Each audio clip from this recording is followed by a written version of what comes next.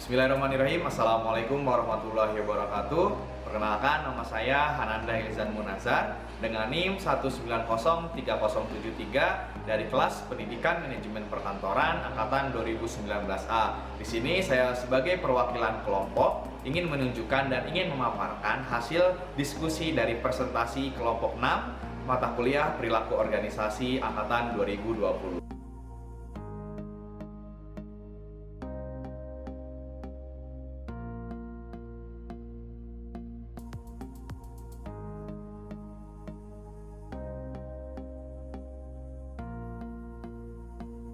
Assalamualaikum warahmatullahi wabarakatuh.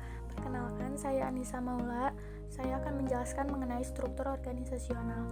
Struktur organisasional mendefinisikan bagaimana tugas pekerjaan formal itu dapat dibagikan, dikelompokkan, dan dikoordinasikan.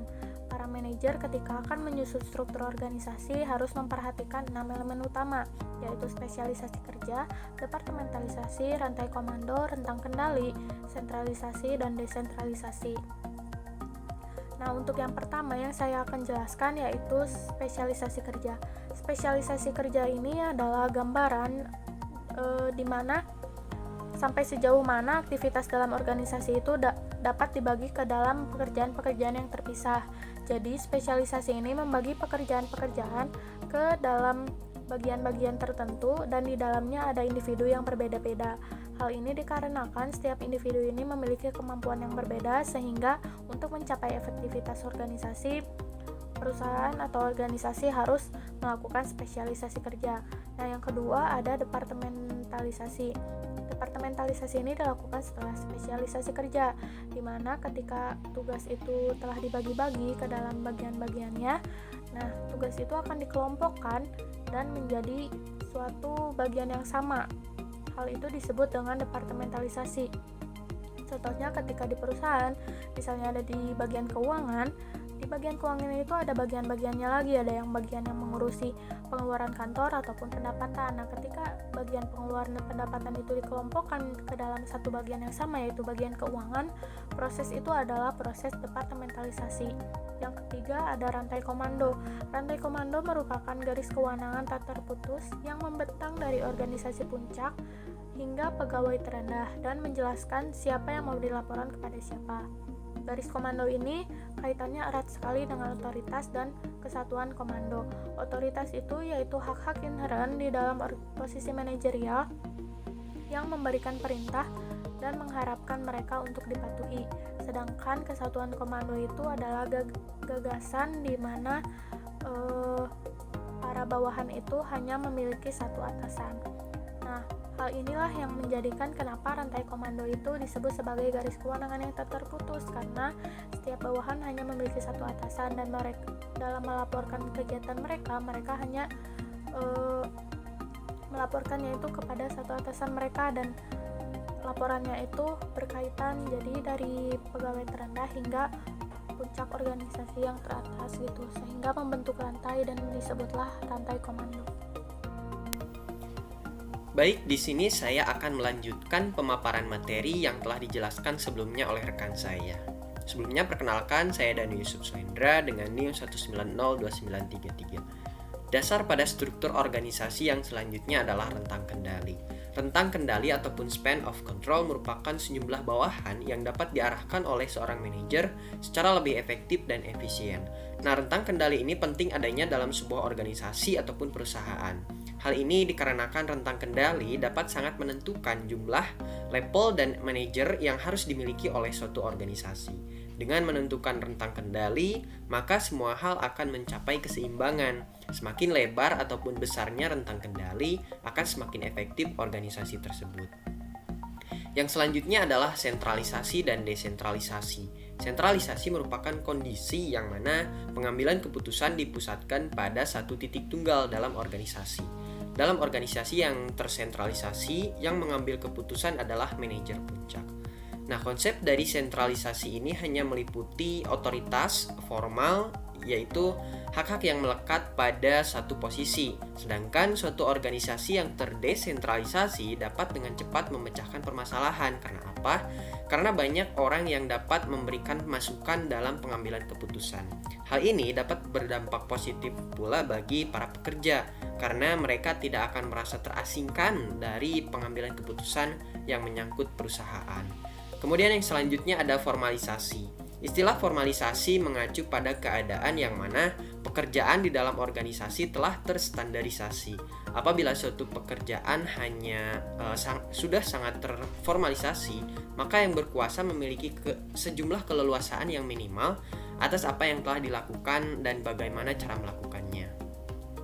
Kemudian yang selanjutnya ada struktur sederhana. Struktur sederhana atau simple structure merupakan suatu struktur organisasi yang dicirikan dengan rendahnya tingkat derajat departementalisasi, rentang kendali yang lebar, otoritas yang tersentralisasi pada satu orang tunggal, dan kecilnya formalisasi.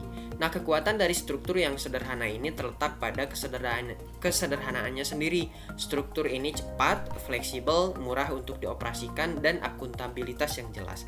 Namun, dalam struktur sederhana ini terdapat pula kelemahan utamanya, yaitu struktur ini menjadi semakin tidak memadai seiring dengan bertumbuhnya organisasi. Karena formalisasi yang rendah dan sentralisasi yang tinggi cenderung menciptakan muatan informasi yang berlebihan pada posisi puncak. Assalamualaikum warahmatullahi wabarakatuh. Perkenalkan, nama saya Muhammad Zilul Raffi Suratman dengan NIM 1909787. Baik, di sini saya akan menjelaskan tentang apa itu birokrasi, apa itu struktur matriks, dan apa itu organisasi virtual.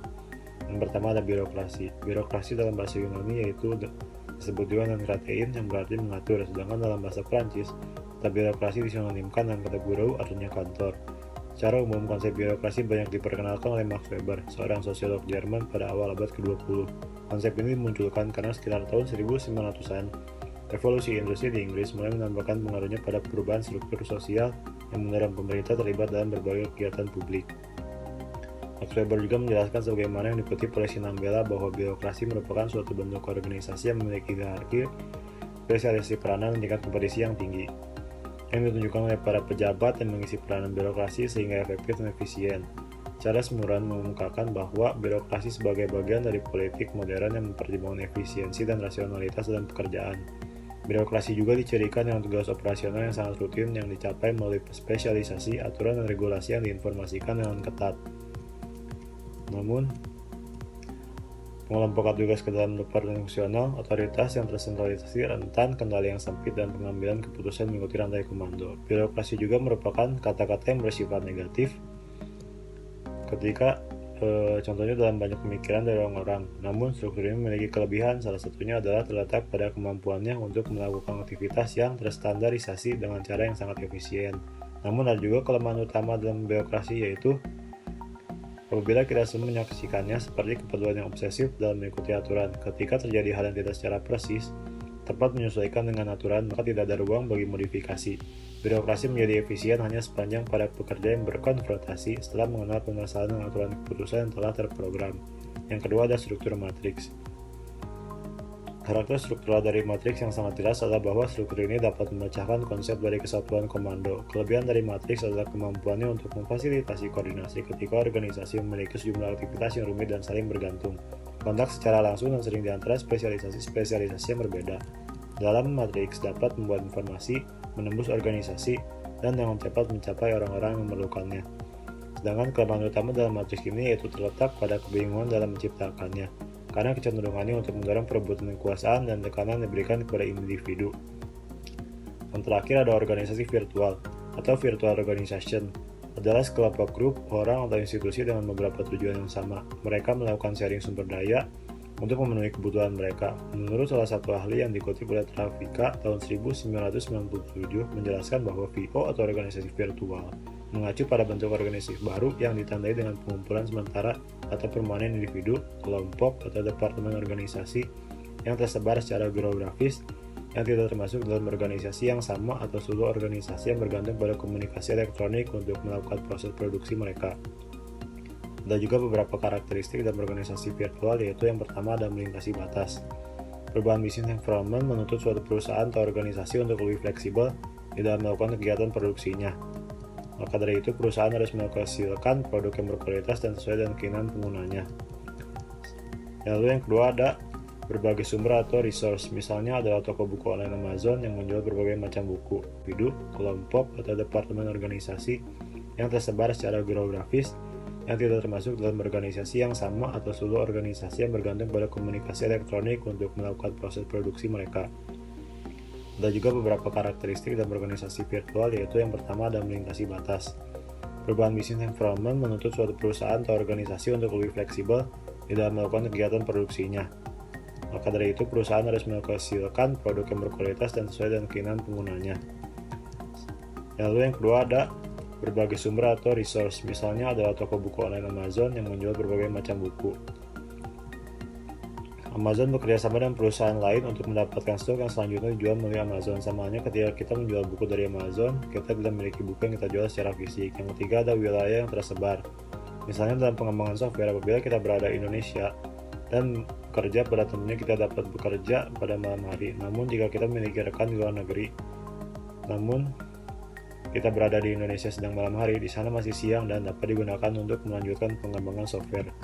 Yang terakhir ada anggota yang tidak tetap. Di dalam virtual organisasi, seseorang bisa saja berhenti dalam melakukan sharing resource, apalagi ketika tujuan mereka telah terlaksana. Kenyataannya, di dalam virtual organisasi selalu muncul tujuan-tujuan baru yang membuat virtual organisasi tetap terkenal. Lalu, ada juga kelebihan utama dari organisasi virtual ini adalah fleksibilitasnya, yang mana memungkinkan bagi para individu dengan gagasan yang inovatif dan sedikit ruang untuk sukses bersaing dengan organisasi yang lebih besar dan lebih mapan. Lalu ada juga kelemahan dari organisasi virtual, yakni telah menjadi semakin jelas seiring dengan bertumbuhnya ketenaran mereka, dan mereka berada dalam keadaan aliran yang terus-menerus dan reorganisasi, yaitu yang pertama ada melintasi batas. Perubahan business environment menuntut suatu perusahaan atau organisasi untuk lebih fleksibel di dalam melakukan kegiatan produksinya. Maka dari itu, perusahaan harus menghasilkan produk yang berkualitas dan sesuai dengan keinginan penggunanya. Lalu yang kedua ada berbagai sumber atau resource. Misalnya adalah toko buku online Amazon yang menjual berbagai macam buku. Amazon bekerja sama dengan perusahaan lain untuk mendapatkan stok yang selanjutnya dijual melalui Amazon. Sama halnya ketika kita menjual buku dari Amazon, kita tidak memiliki buku yang kita jual secara fisik. Yang ketiga ada wilayah yang tersebar. Misalnya dalam pengembangan software, apabila kita berada di Indonesia dan bekerja pada tentunya kita dapat bekerja pada malam hari. Namun jika kita memiliki rekan di luar negeri, namun kita berada di Indonesia sedang malam hari, di sana masih siang dan dapat digunakan untuk melanjutkan pengembangan software. Yang terakhir ada anggota yang tidak tetap. Di dalam virtual organisasi, seseorang bisa saja berhenti dalam melakukan sharing resource, apalagi ketika tujuan mereka telah terlaksana. Kenyataannya, di dalam virtual organisasi selalu muncul tujuan-tujuan baru yang membuat virtual organisasi tetap terkenal. Lalu, ada juga kelebihan utama dari organisasi virtual ini adalah fleksibilitasnya, yang mana memungkinkan bagi para individu dengan gagasan yang inovatif dan sedikit ruang untuk sukses bersaing dengan organisasi yang lebih besar dan lebih mapan. Lalu ada juga kelemahan dari organisasi virtual, yakni telah menjadi semakin jelas seiring dengan bertumbuhnya ketenaran mereka, dan mereka berada dalam keadaan aliran yang terus-menerus dan reorganisasi, yang berarti bahwa peran, tujuan, dan tanggung jawabnya tidak jelas, menciptakan ruang bagi perilaku yang berpolitik, keselarasan budaya, dan berbagai tujuan akan hilang karena tingkat interaksi yang rendah di antara para anggotanya. Selanjutnya kita akan masuk pada materi organisasi yang tak terbatas. Istilah organisasi yang tak terbatas diperkenalkan oleh Jack Welch, mantan pemimpin gerai bahan makanan yang bernama General Electric, agar batasan vertikal dan horizontal dalam perusahaan tersebut hilang, serta merobohkan hambatan-hambatan eksternal antara perusahaan, para konsumen, dan para pemasok. Meskipun perusahaan tersebut belum mencapai keadaan tak terbatasnya, namun ia telah mencapai kemajuan yang signifikan yang mengacu pada tujuan akhir perusahaan tersebut. Apa itu organisasi tak terbatas? Organisasi yang tak terbatas atau boundaryless organization adalah organisasi yang berupaya untuk menghilangkan rantai komando dan memilih rentang kendali yang tak terbatas, dan mengganti departemen-departemen dengan tim-tim yang diberdayakan. Dengan menghilangkan batasan vertikal, maka manajemen meratakan hierarki dan meminimalkan status dan peringkat. Departemen-departemen fungsional menciptakan batasan horizontal yang melumpuhkan interaksi antara fungsi-fungsi, garis produk, dan unit. Cara untuk menurunkannya adalah dengan mengganti departemen-departemen fungsional dengan tim-tim fungsional, silang, dan mengorganisasi aktivitas di sekitar proses. Cara lain untuk menurunkan hambatan horizontal adalah dengan merotasi orang-orang area fungsional yang berbeda dengan menggunakan pemindahan lateral. Selanjutnya, mengapa struktur itu berbeda? Struktur organisasi berbeda dikarenakan perbedaan skala dalam suatu perusahaan dan jenis perusahaan. Adapun model atau strukturnya yaitu, yang pertama terkait model mekanistik. Model mekanistik ialah suatu struktur yang dicirikan dengan departemen yang ekstensif, formulasi yang tinggi, jaringan informasi yang terbatas, dan sentralisasi. Lalu yang kedua, ada model organik. Model organik ialah suatu struktur yang datar, menggunakan hierarki silang, dan bergantung pada pengambilan keputusan yang bersifat partisipatif. Selain itu, terdapat strategi dalam organisasi. Strategi itu terdapat 3. Yang pertama, strategi inovasi yang memiliki pengertian yaitu suatu strategi yang menekankan kepada pengenalan produk dan jasa baru yang utama. Lalu yang kedua, strategi minimalisasi biaya. Suatu strategi yang menekankan pada pengendalian biaya serta yang ketat untuk pemangkasan biayanya. Lalu yang terakhir yaitu terkait strategi imitasi. Strategi imitasi sendiri memiliki pengertian yaitu suatu strategi yang berupaya untuk memindahkan produk baru atau ke dalam pasar yang baru. Suatu organisasi pun harus memiliki kesinambungan dengan teknologi yang berfungsi untuk memindahkan suatu input ke dalam outputnya. Ada lingkungan. Lingkungan organisasi institusi dari luar yang dapat mempengaruhi kinerjanya. Lingkungan dari organisasi itu memiliki 3 dimensi. Yang pertama ada kapasitas. Kapasitas ini mengacu pada keadaan lingkungan yang dapat mendukung pertumbuhan suatu organisasi. Yang kedua ada volatilitas, yaitu menggambarkan derajat ketidakstabilan suatu lingkungan. Yang ketiga ada kompleksitas, yaitu derajat heterogen dan konsentrasi di antara elemen-elemen lingkungan. Selanjutnya ada desain organisasi dan perilaku pekerja. Tidak semua orang itu lebih memilih struktur organik yang bebas dan fleksibel. Organisasi organik yang adaptif sendiri-sendiri akan lebih menilai pada interpersonal. Pada umumnya, mengindikasikan bahwa spesialisasi kerja itu memberikan peran produktif. Namun, beberapa individu menginginkan kerja yang memerlukan permintaan atas intelektual. Hal ini menjadikan sumber kepuasan pekerja. Lalu, untuk memaksimalkan kinerja pekerja dan kepuasan, maka peran manajer pun harus membuat pertimbangan atas perbedaan-perbedaan individu, misalnya pengalaman, kepribadian, dan tugas kerja. Budaya pun menjadi salah satu faktor pertimbangan hal tersebut.